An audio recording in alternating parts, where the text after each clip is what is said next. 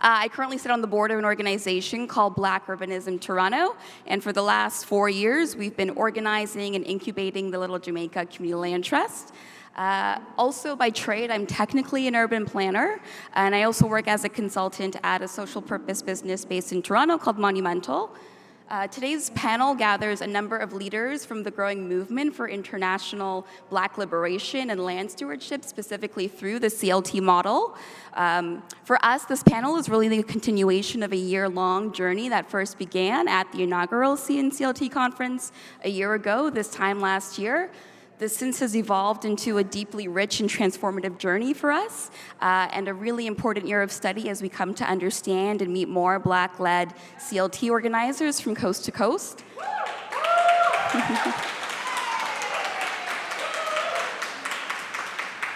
Before I introduce our panelists today, I'm going to talk just a little bit more about why today's conversation is so important, and also provide a bit of an overview of the much-referenced Liberated Land Trust Tour. For those of us who have experienced the Canadian education system, whether that's elementary or high school, I think it's fair to say that there is very limited public education about Black Canadian history in our schools. And for many people, our understanding of the Black experience of racism, segregation, displacement, and disenfranchisement from land, ownership in particular, is largely rooted in the US context of slavery, the civil rights and Black power movements, and of course, more recently, the movement for Black lives. In reality, Black communities across Canada have historically and contemporarily faced systemic racism through practices such as housing discrimination, infrastructure-related displacement, disproportionate evictions in the rental market, as well as overrepresentation in public housing. Across the continent of Turtle Island, our collective struggle and multi-generational commitment to building community power through our collective economics, as well as the solidarity economy, remains strong because our marginalization continues. So whether it's the devastating redevelopment of Hogan's Alley for the Georgia Viaduct here in Vancouver, or the excruciating displacement of Africville in Halifax for what is now a public dog park, it's important that we name the damage done to our communities in order to seek redress, heal, and dream up new futures.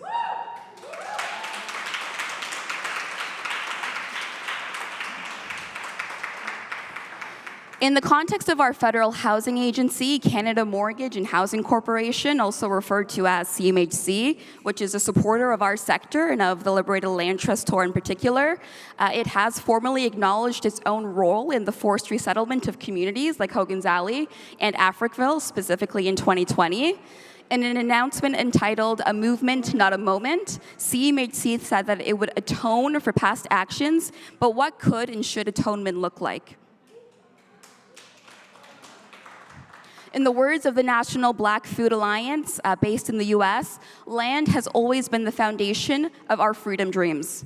We know the roots of the CLT movement are both Black and rural. Incorporated in 1996 as the first CLT, New Communities, Inc., which was founded by a collective of Black activists who envisioned a community-governed nonprofit organization that offered affordable access to agricultural land and housing through long-term leases. At its peak, New Communities owned close to 6,000 acres of land and continues to inspire Black communities around the world. As evidenced by the attendance of the organizations here today, we also know that the movement for Black land stewardship is growing across Canada, with Black-led CLTs serving and emerging in communities such as Vancouver, Toronto, and Nova Scotia, to name a few. At the very first CNCLT conference, a group of us first convened in October of 2023 to discuss the work of our own organizations, and the idea of studying operationalized Black land trusts in the US was proposed to the network. Recognizing the differences in organization goals, community contexts from urban to rural, organizational development, and the importance of engaging with Black knowledge for land stewardship strategies, the network made the tour happen.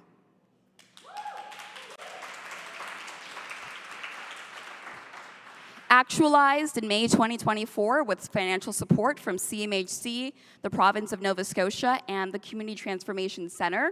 The Liberated Land Trust Tour sought to address a number of challenges in the Canadian housing sector, including what's listed on the slide today. So a lack of examples of Black-led community land trusts here in Canada, a lack of dialogue specifically about reparative justice for Black communities and its connection to housing, as well as a lack of understanding of why community land is important and why Black-focused strategies in particular are important for funders to understand.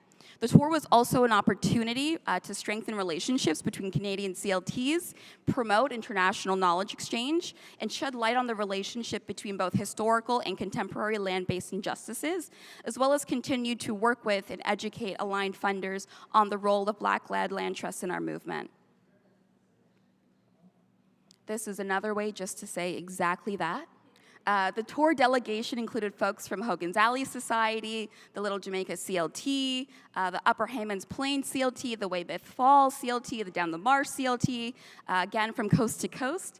In the span of 8 days, we visited Oak CLT and the East Bay Permanent Real Estate Co-op in Oakland, California. We visited our new friends at Rondo CLT in St. Paul-Minneapolis.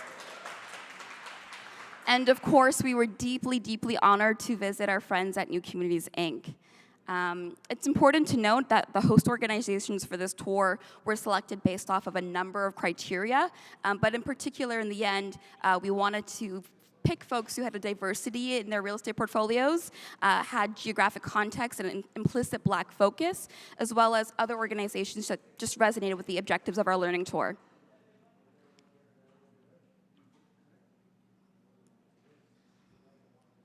And so over the course of the tour, our objective was to explore 5 key themes, including reparations and Afrocentrism, organizational development, governance and capacity building, partnerships and community building, acquisition and development, and stewardship and sustainability. I won't have enough time today to summarize all of the lessons learned from each of our stops. In the coming weeks, we'll be releasing a report entitled Think Big, Think Bold, Think Black, if you would like to dig deeper. CNCLT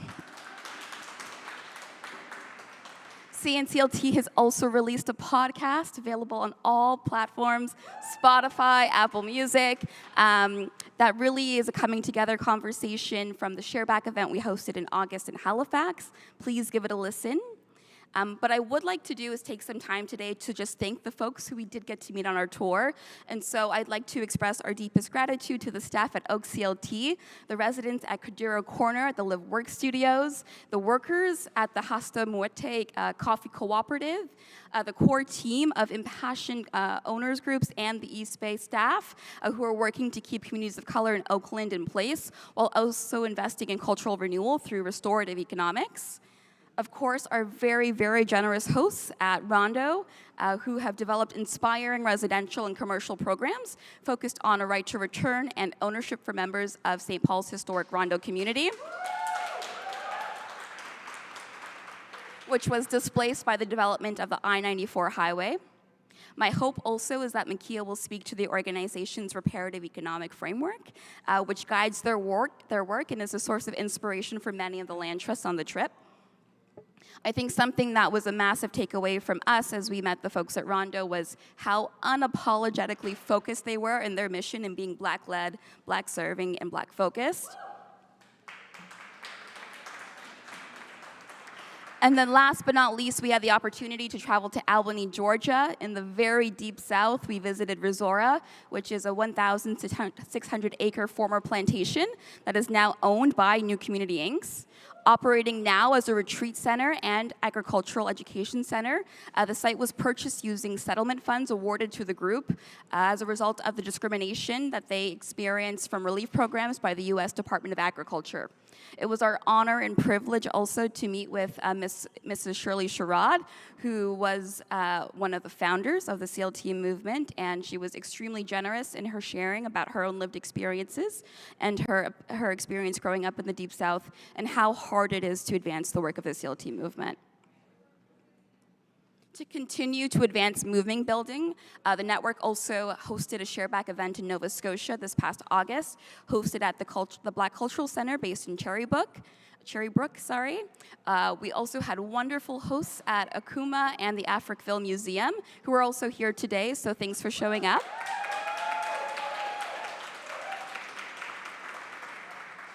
At the event, we were able to speak to and hear words from Minister Sean Fraser, who was in attendance, and again, our Rondo family showed up for us. I think that for many of the folks who were present at that panel and participated, it was really a moment that felt like Black Canadian history. Like, it was really just empowering to see us all there together and to continue the work that has come before us, but we know we must continue to do.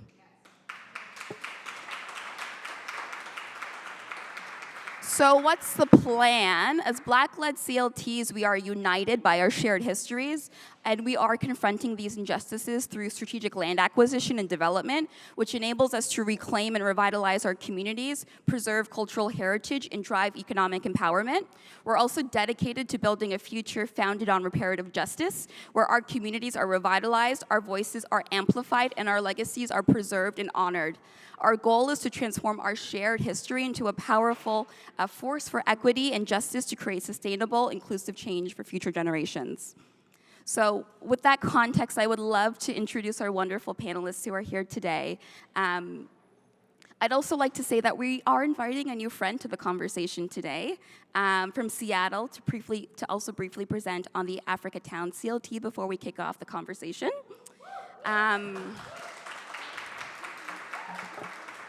But I will start with Djaka, who I'm sure you've all met today. Djaka Blais. Djaka Blais is a social sector leader with 18 years of experience in philanthropy, government, and community mobilizing. Djaka is the inaugural executive director of the Hogan's Alley Society, a Vancouver-based nonprofit focused on advancing the social, political, economic, and cultural well-being of people of African descent, also Black people, through the delivery of inclusive housing, built spaces, and culturally informed programming.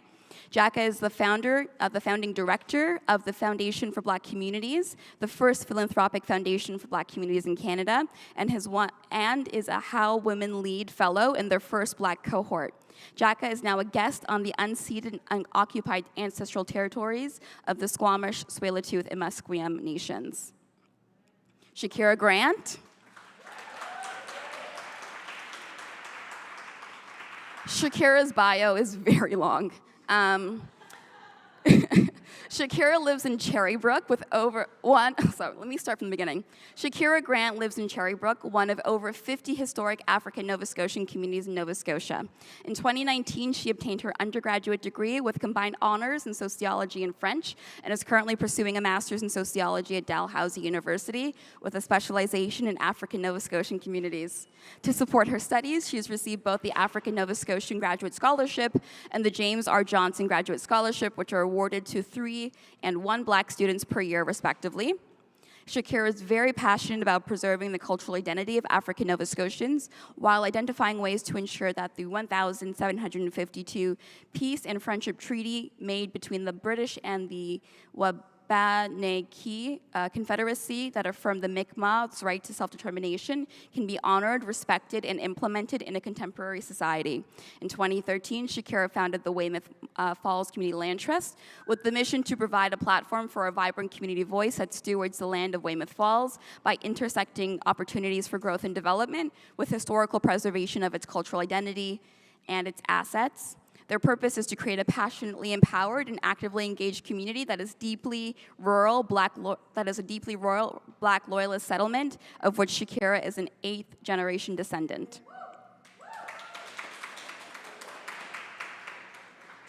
Mikeya Griffin became the executive director of Rondo CLT in the fall of 2021.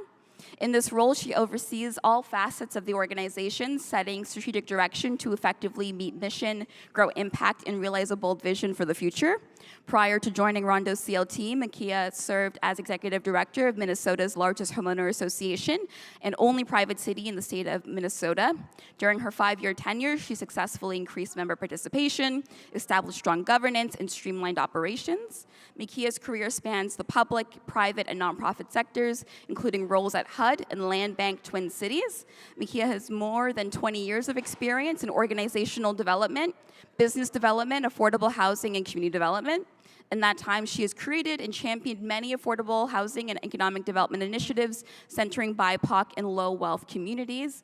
Mikeya is also an active community member serving on the board of the Metropolitan Consortium of Community Developers, chairs the Minnesota Community Land Trust Coalition, and volunteers at her local church mentoring youth.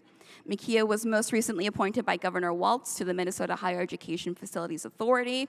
Growing up in the historic Rondo community, her family instilled values that reflected community, incredible growth, courage, and resilience. These values have guided Mikeya's robust career and will serve as North Stars for her work at Rondo CLT.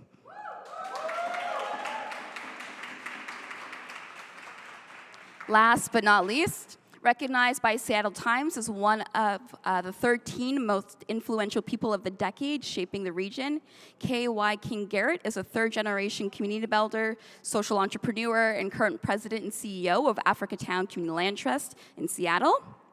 Wyking has successfully designed programs and initiatives that inspire, mobilize, and activate communities for sustainable social impact. He's also been a co-catalyst for numerous ventures, including the Africatown Seattle Community Development Initiative, the Liberty Bank Building, the Mojoma Peace Center, Hack the CD, Black Dot, Umoja Fest, Africatown Center for Education and Innovation, the William Gross Center, and King County Equity Now. Wyking is also an inaugural member of the Seattle Music Commission and a past fellow with the national advocacy organization Green for All. He has been honored with the Center for Ethical Leadership Legacy Leadership Award, Tabor 100 Eagle Award, and recognized as Seattle Magazine's Most Influential People of 2019.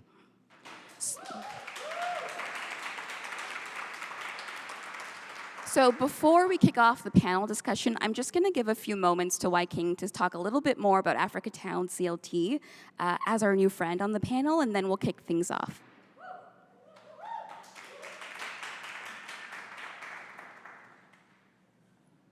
All right, peace and good afternoon. How y'all feeling? All right, good. Can I hear you say free the land? Free the land? Free the land. Yes, it's awesome to be here with this group and to learn about the powerful work that's happening across Canada. I did not know. Just somehow ended up in a conversation and being able to share some of our work with some representatives of Africville in Nova Scotia about 2 years ago, and that was like a light bulb moment. And so to be here to share a little bit about what we've been able to do and accomplish and learn is really a positive and exciting moment. So thank you for having me and thank you for being here. So can you hear me? Yeah. Okay, cool.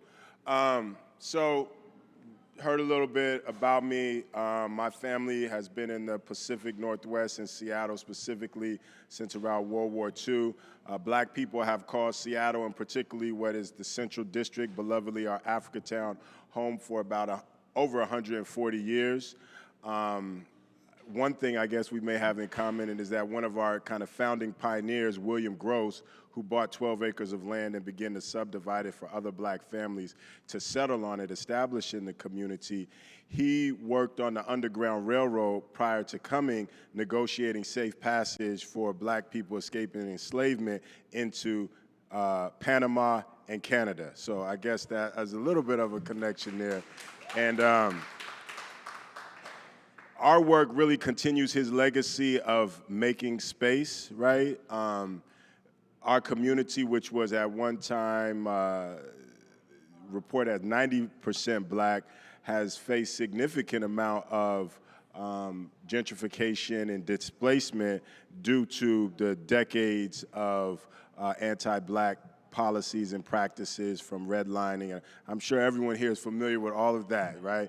And so in 2014, our city, Seattle, was going through a planning process called Seattle 2035. It's a growth management process to manage the city. And when we looked at the plan, we didn't see our community, I didn't see my peers, my family, the community I grew up as a part of the future. So our response was to establish our own planning process called Black Seattle 2035. And through that process, Imagine Africatown was kind of our prompt, right? And the concept of Africatown as a place where the beauty, the brilliance, and the best of the Black experience, not only right there in that community, which had given birth to the likes of careers of Quincy Jones and Ray Charles and Jimi Hendrix, and many more, but also the contributions of Black people and people of African diaspora throughout this country and throughout the world, regardless of geography or time. So the Black experience in Harlem, the Harlem Renaissance, Motown, the Afro-Caribbean experience, the Black, Afro-Brazilian experience, Afro-Latino experience, and just a multitude of diversity of experiences on the continent of Africa. Taking that as the database or our menu, which we draw from as we build a thriving Black communities of the future. That was basically our premise.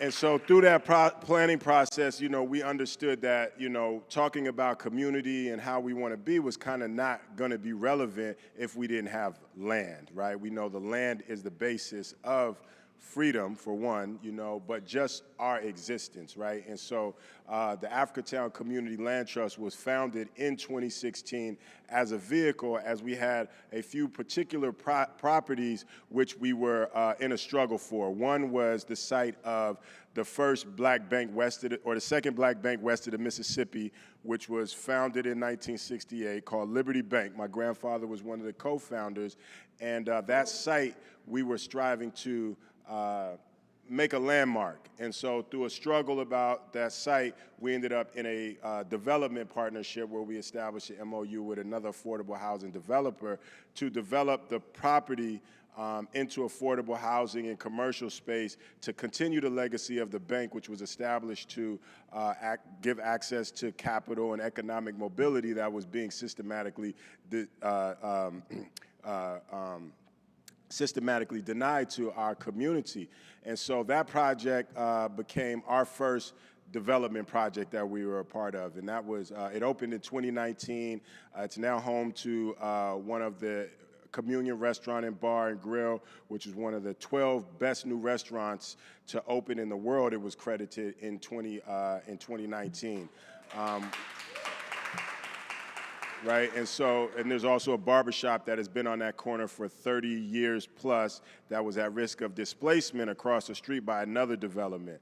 And then a coffee shop, an Ethiopian coffee shop. We are home to one of the largest corporations that is based in a piece of African culture. Does anybody know what that is? Starbucks, right, which is based on the Ethiopian coffee ceremony, that experience, right? And so again, we know when we think about Africatown, it's about an asset-based development approach. We know our communities are rich. Unfortunately, that wealth is often extracted out of our communities and we don't benefit from it. So that's our development process. Right across the street from there was a square block, which had been home to Black businesses, community and culture for decades, which was up for redevelopment. And so we established the land trust really in an effort to acquire that block. We were not able to acquire the whole block. We ended up entering a deal where we acquired 20%, a market rate developer ended up with the other 80%, but we had an MOU where they would embrace our equitable development framework, which was around ownership, prioritizing Black businesses, Black contractors on the project. And so that is now, if you come to, you're welcome to come. You're all invited to Africatown. It's there, and there's some beautiful Black businesses on that side. And on the 20% that we acquire on October 5th, we just cut the ribbon on the Africatown Plaza development, which is 126 units over community and cultural space. So I don't have visuals. But you can go online, Africatown Community Land Trust, Africatown SCA on Instagram, all different platforms, and you can see that. We're, very much an organization that has to struggle for pretty much every inch, every square inch. In 2021, another square block was acquired to be developed into market rate housing, which would have only accelerated the displacement of the community. Community mobilized to say not here, we need, equitable anti-displacement development. I think they just offered us the opportunity to purchase it, not thinking that we would be able to raise $14 million, but we were able to raise the money and acquire that block. And so that's our next development project. So we're, and then we repurposed the old fire station as our William Gross Center for Cultural Innovation and Enterprise, which is really our hub for developing the economic, creating pathways into the tech and creative economy sectors that are booming in our region. And so currently we have about 600 units in our development pipeline. We're also working on affordable home ownership, which is the traditional community land trust model. We did go a rental, affordable, multifamily direction because we wanted to be able to stop the population loss. People were leaving not just because of the cost of home ownership, but also because of the high cost of rent. And so we thought that we could get volume, in terms of providing those units a lot faster. We've also been able to change how the funding of these large affordable housing projects are done in our state to prioritize community-based organizations, and that resulted in hundreds of millions of dollars of projects, not just ours, being funded in our community as well. And so now we have our churches that are holding their land, looking to redevelop, and we have a lot of other, Black developers, where before there were not really any Black developers, any general contractors of scale. And so we look at the whole. We look to maximize the opportunity, the participation in the opportunities also created by development. And so we had a Black general contractor in the joint venture. We work with Black architects to design a very beautiful building if you go online and see it. And so that's kind of, our work. We are experiencing a renaissance right now of Black businesses and culture in the neighborhood. And so we just didn't accept that script that, gentrification is just some natural phenomenon and not a product of choices. And we challenged, our city and, to make different choices. And as a result of that, we're seeing a different trajectory. We were losing ground, then we were holding ground, then we were breaking ground. Now we're gaining some ground, but we know we still have a lot of ground to cover. And it's good to see, all the people that are doing that work in this area as well. So I'm glad to be here. Thank you.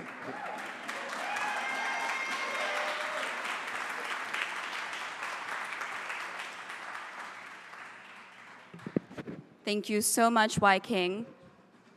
So I'm going to pose our first question to the panelists here today. I'd love to kick us off by thinking and reflecting upon the following.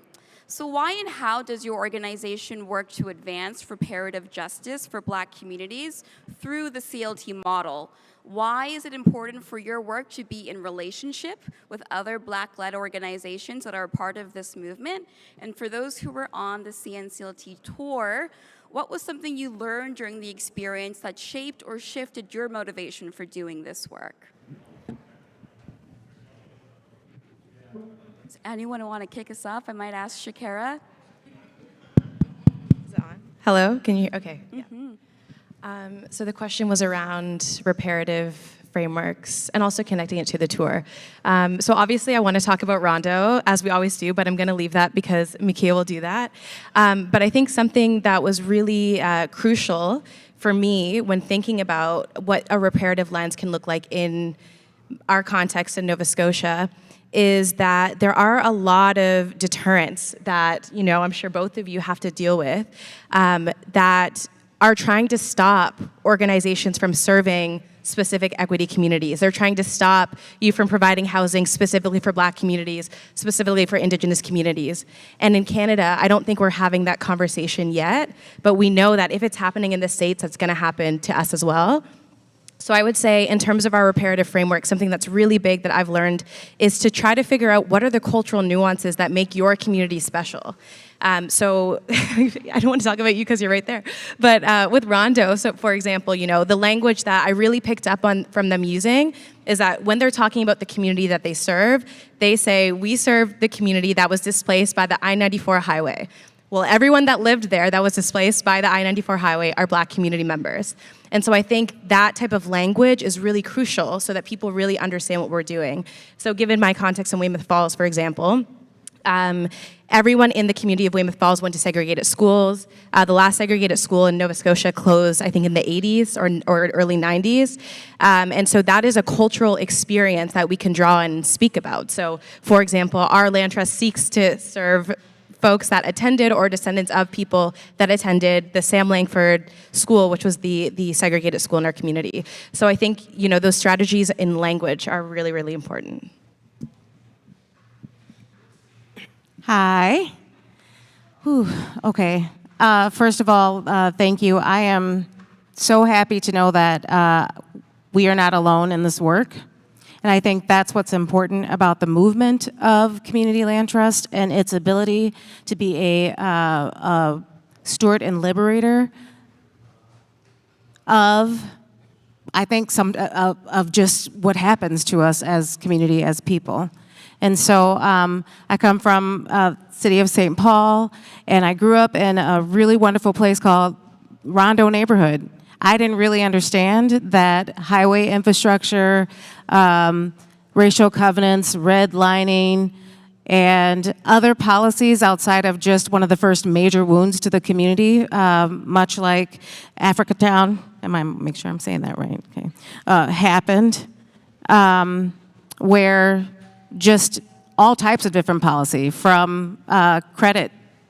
In the 80s, you had to have a credit score in order to buy a house, to do things. And that's from a culture standpoint. Maybe we weren't always doing that, but we always had commerce with each other, and we were always, it's that solidarity, the solidarity around solidarity economy, and then having solidarity with each other, spending money with each other. And those things weren't always happening. There are so many forces that prevent us as people from being together and staying together in our own liberation. And so this movement is so important, and us being together is so important, because yes, we are here to support everyone, but we are also here to support ourselves at the same time. And so, our reparative economic development really takes into consideration what happened in the past so for us to build to a bright future. And that takes into consideration, it's place people based, it's shared equity, shared economics, but not everybody plays well together. So it does, we do want to ensure that from a solidarity place that we are sharing in any ways that we can with folks who don't want to play in a cooperative space. That's okay too. Owning our own labor. We don't own our own labor.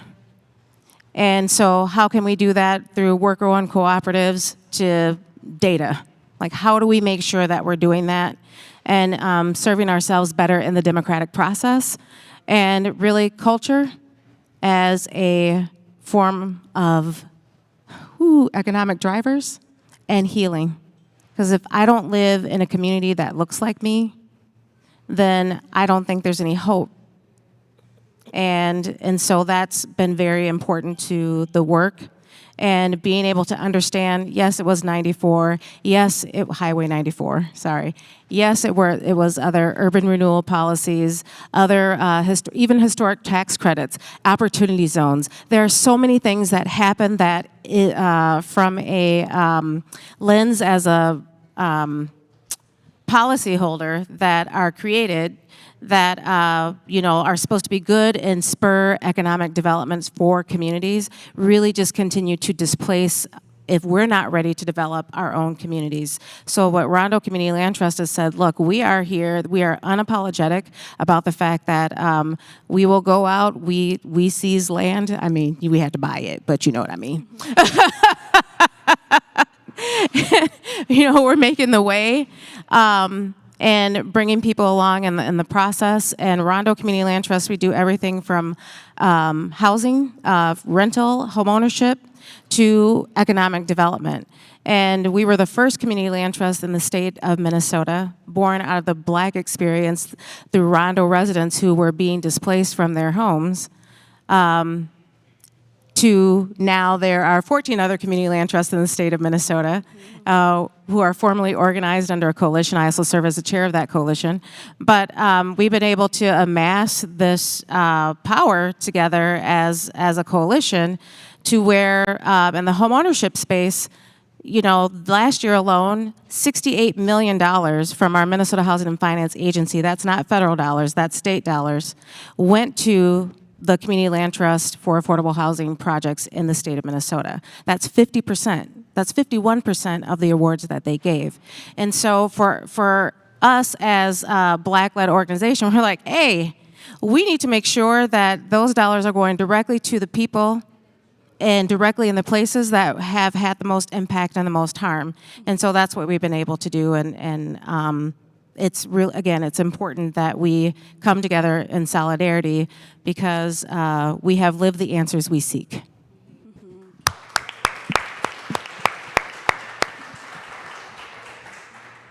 Jack, I'd love to invite you. Okay, you're gonna have to excuse my voice because it decided right before I was leading the walking tours to leave me. So, so for Hogan's Alley Society, what we're working on is really rebuilding a hub for the Black community that was displaced. In the displacement of the community that was in Hogan's Alley to build the viaducts, we not only lost the physical infrastructure through the homes and the businesses, but we also lost the cultural, social, and political capital that the community had built up.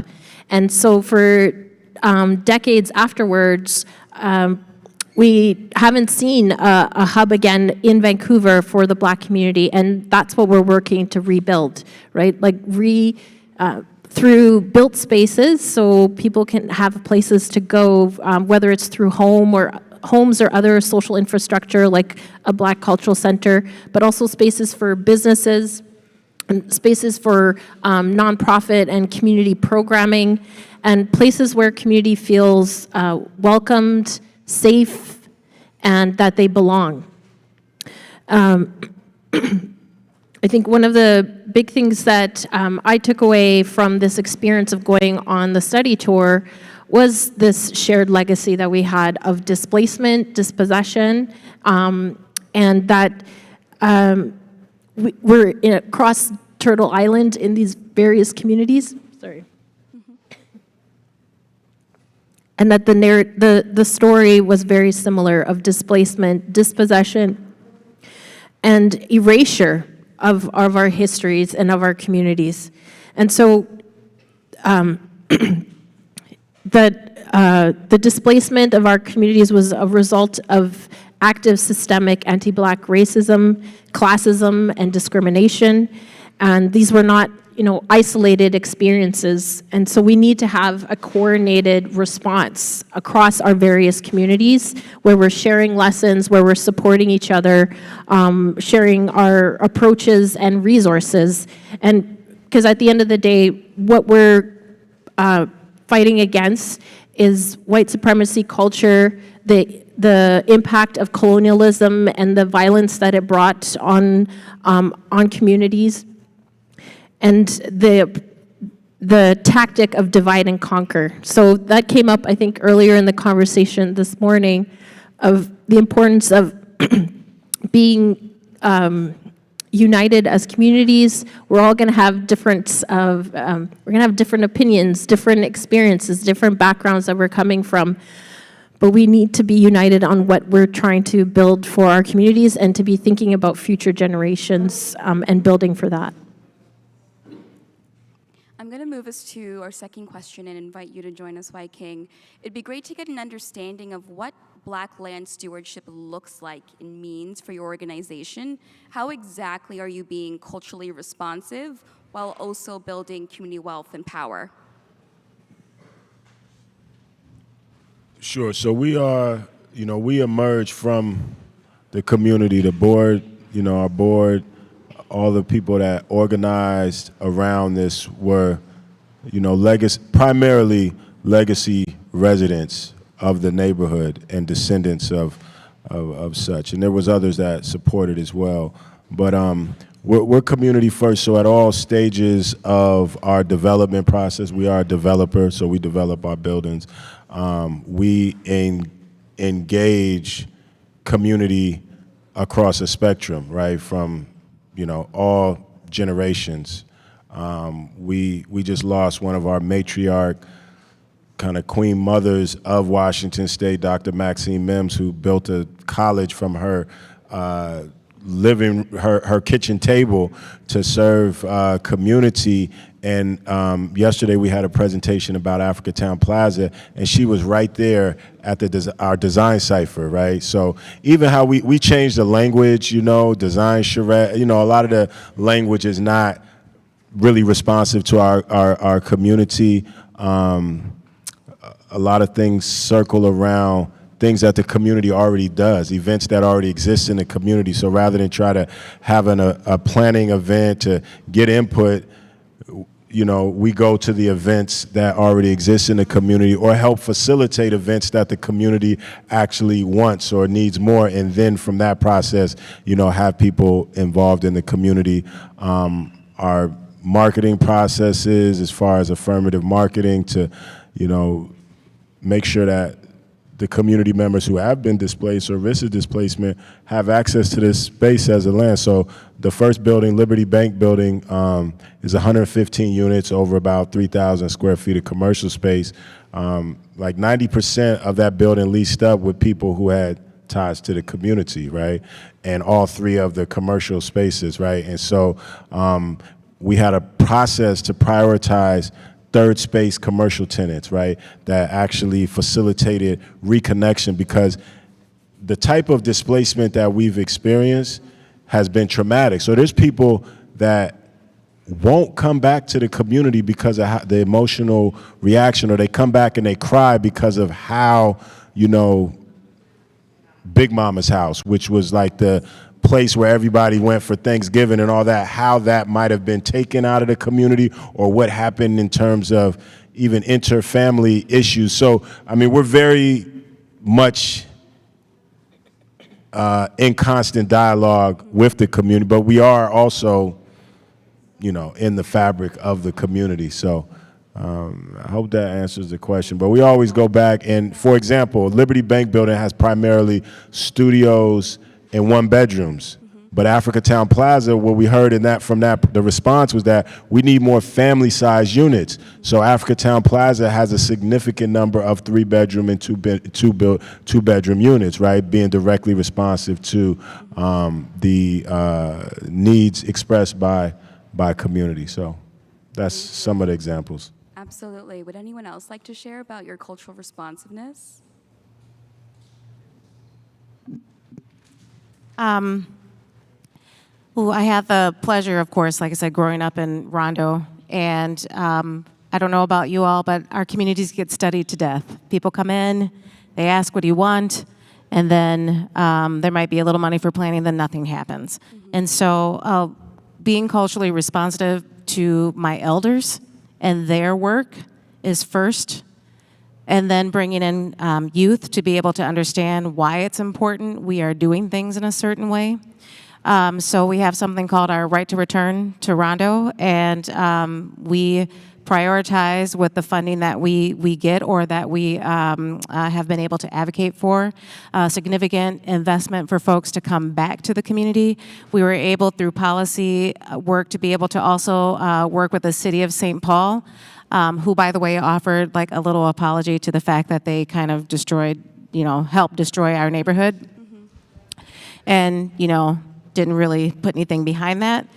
So we had something called the Inheritance Fund, which is a down payment assistance specifically for folks whose family owned on Highway 94. But we go deeper. We just say, look, if you've got history, roots, and you want to come back to the community and be part of what's happening, and trauma is a thing that you do have people that don't want to come back because they are sad or upset.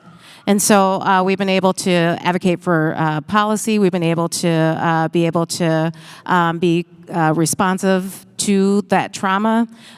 We are also very careful about ensuring that we're not poverty pimping our residents and folks. So, you know, that sometimes, as you all know, it makes it hard to do fundraising when we're not putting all the people out there saying, woe is me. That's not what we do, because who's going to trust us if we put people's business out on the street?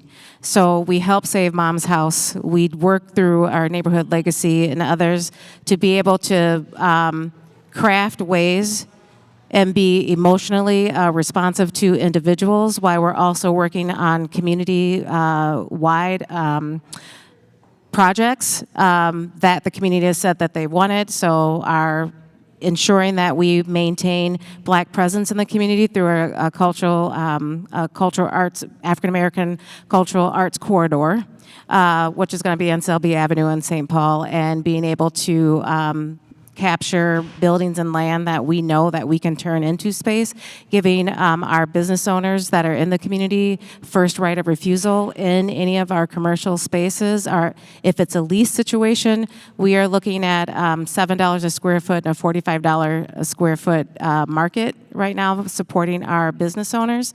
Opening a business incubator, really, when community is asking for low barrier, flexible ways to get into business, to get into home ownership, to do all of those things, we are here to try to make that happen.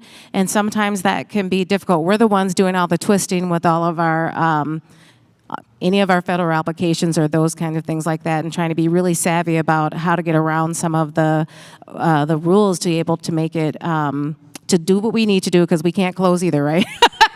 And making sure that we're doing all the things that we need to do, but being really savvy and understanding all the things that you can do, and then asking and pushing for policy change, you know, as well. And so that's the first thing that we really do as a, what do you want, and how do we get there together, and what does that look like? So that's kind of how we do the work.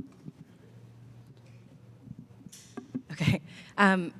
So in terms of cultural responsiveness, so the community land trust that I founded is called the Weymouth Falls Community Land Trust. Weymouth Falls is a deeply rural community, 2.5 hours from Halifax, 25 minutes away from the nearest bank on the highway.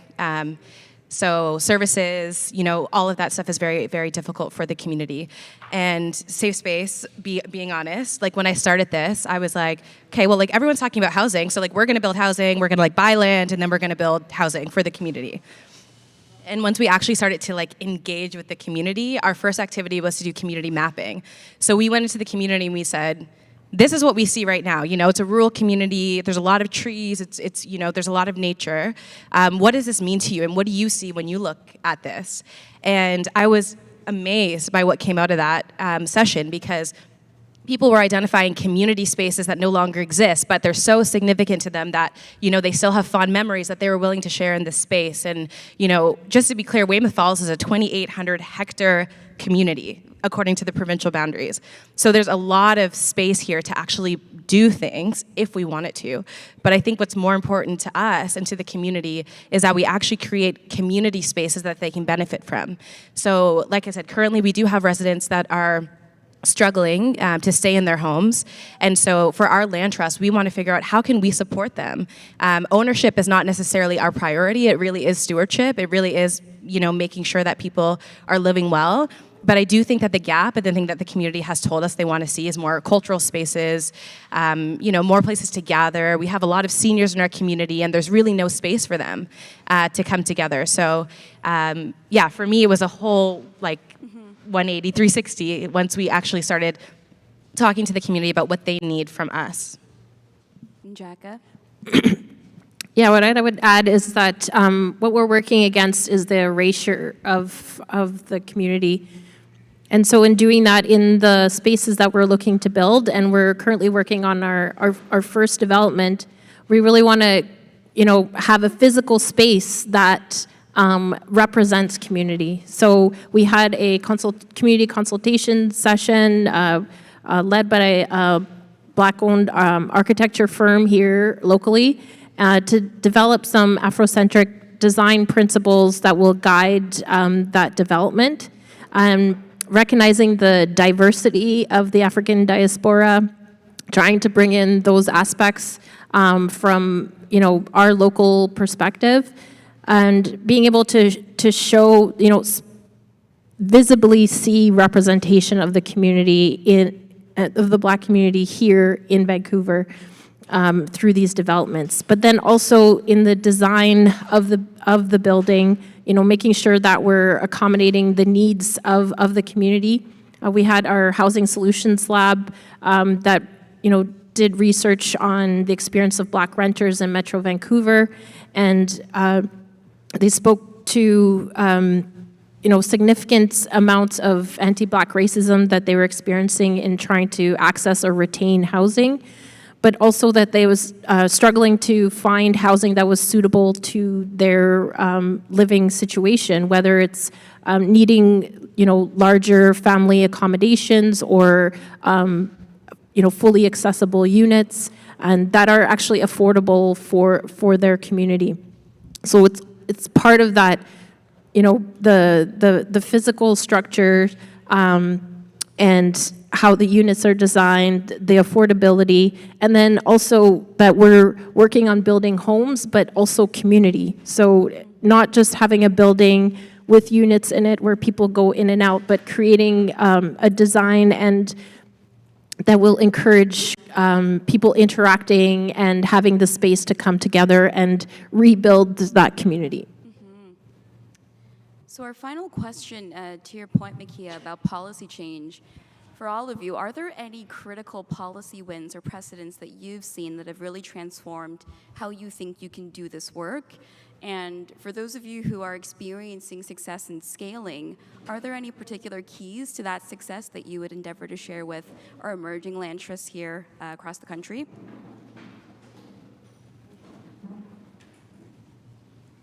Well, I think one of our basic premises is that we hear a lot about equitable development and equity and shared prosperity, social justice. Seattle is really good for let's not and say we did, right? It has a good marketing thing. So we have pushed, the city and the state and the region to really make the rhetoric into reality, right? And so one of the things is for us, equity, we define equity and equitable development as ownership, right? And we also prioritize control over the resources that are supposed to impact our lives. Nothing about us, without us, right? And so how that translates into policy and how resources are distributed. One example is just what has happened at our Washington State Housing Finance Commission, which is the primary funder of or facilitator of low-income housing tax credits, which funds a lot of affordable housing in United States, right?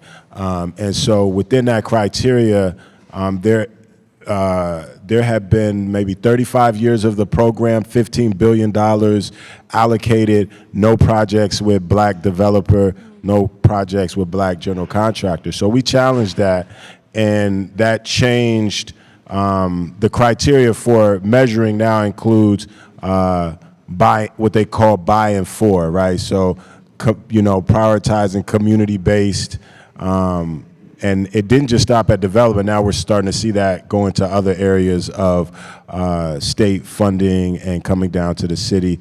Also, we, only used affirmative. A lot of the things I'm saying are based on United States policies, right? So maybe it translates, maybe it doesn't, but fair housing is obviously something that was supposed to benefit our communities, but then now is also being used as a barrier, right? Not just fair housing, but just anti-discrimination, and now you see in the United States Supreme Court, should I say, they are blocking initiatives that are supposed to be reparative in nature, right? So one of the things, the right to return, so our city established a community preference policy to facilitate kind of right to return. I think Portland might have been first. So those are some of the, I think tightening up the language. One of the things that we've seen is that specific initiatives that are created to address the harms of hundreds of years of slavery, then black codes, Jim Crow, lynching, redlining, et cetera, an initiative or funding that's created to address that, then we see it diluted to address every ill that may exist, or it becomes, we kind of went away from POC, where we were being erased in that kind of term, right? Or WIMBY, Women in Minority Business. You could have a project with 100% WIMBY participation and 0% black, right? And so we were really being clear about what we were focusing on, solving some of the harms and repairing harms for descendants of enslavement in America. And then they said, well, what about indigenous people? And we 100% support indigenous land rights, but don't just say these things. And what about everyone else that has problems when we're addressing our problem? That actually is anti-black, right? It's like when they said Black Lives Matter, and then the response is, well, all lives matter. Well, duh, we know that, right? But this is what we're talking about right now, and so you're now trying to deflect or divert the conversation. We see that as only seeking to perpetuate the harm, so that's anti-black, right? And so that's, so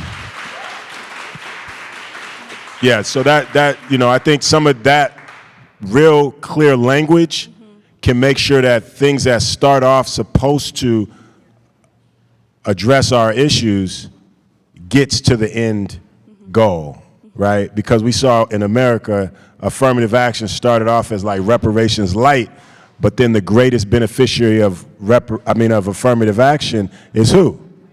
White women, which are part of white families, which already had the wealth maldistributed from our labor capital being extracted. Now that's still in those same families, right? And so again, we have to learn from those lessons and be very clear that the intent equals the impact. Exactly. Friends, I just want to flag that we are tight for time, so I would encourage very brief final reflections on this question, and then we can close if you have any. Much like the state of Minnesota is a very liberal place. And we have a lot of the policies in place around supporting black-owned businesses, minority-owned businesses, but we're also a union state, and unions are not friendly to people of color. And so when we get dollars, it's prevailing wage, it's Davis-Bacon. So there are just things that we have to do that are really supposed to be intended for people of, well, I say people of color, black people specifically, but yet can't participate in it because the onus to be able to do it is so restrictive. So really what Rondo Community Land Trust as a developer and a large-scale developer is we can control who we get to do business with to the best of our ability. So training people up to be able to take advantage of all the federal and state dollars that are available. That's one of the things that we do to try to level the playing field from a political standpoint. And then also saying, hey, look, what is good for black people in Minnesota is also good for everybody that lives in Minnesota. And it shouldn't be this separate thing that if black lives do matter. And we all, like you said, we all know that all lives matter, but it's the same thing that when we talk about, it can specifically be for black people. It doesn't mean that it's negating anybody else to be able to participate. It's really helping us level the playing field so that we can participate. And really just working at some of those policies. the work that we've been doing has really inspired one of our senators, Tina Smith, who's working with OAC. You know, she's kind of a bad, for a Homes Act that really specializes in supporting, well, we always say BIPOC. I said, stop saying BIPOC. That's where we're at. If it's for Black people, let it be for Black people. If it's for Indigenous folks, let it be for that. If it's for everyone, that's fine. We're going to participate in that too. So that's one of the things that we were able to really work with some of our policymakers around. When you are producing new legislative acts federally and state and locally, let's be specific on how that's really going to empower people, Black people, and making sure that it's not hard for us to be able to participate in it. And so those are just some of the things that we've been doing here too. Just really quickly, because you can look up this information online, but I wanted to refer you to two pieces of policy that our volunteer board of directors advocated and fought for several years. The Northeast Falls Creek Plan speaks specifically to cultural redress, and it speaks and reconciliation, and it speaks specifically to cultural redress to the Black community. So you can read that paragraph in there, and is one of the first pieces of municipal policy in North America to speak to cultural redress. The second piece would be the Memorandum of Understanding that we signed with the City of Vancouver in 2022 after several years of negotiations led by our board to be able to enter into a long-term lease for the development of the Hogan's Alley block. So those are pieces of policy that were took a lot of hard work to get to, but can be models for other communities in what can be done. Okay, yeah, I'll be quick. So I would say for the trust, no, we haven't really engaged on the policy level. But what I wanted to say in closing is just that this is the power of working across borders, because I actually follow US policy probably a little bit more than Canada, because like I mentioned at the start, what's happening there will trickle down. So what I was actually alluding to was the Fair Housing Act and how that was an outgrowth of the civil rights movement, but now it's basically being used against communities so that they can't provide race-based housing, they can't provide even age-based housing, and that turns into a lawsuit. So I'll just say that in closing, that these cross-border relationships are very, very important for us to know what's coming. So I just want to take our time to thank our panelists here today and for everyone in the crowd for attending this session. I do also want to say, for the funders and financiers in the room, please find one of our people while we're here over the weekend. There are many really amazing initiatives that are being funded, that are getting off the ground, and could really use your support, including our government agencies. So continue to network and socialize. But thank you again to everyone for coming today and for our panelists once more.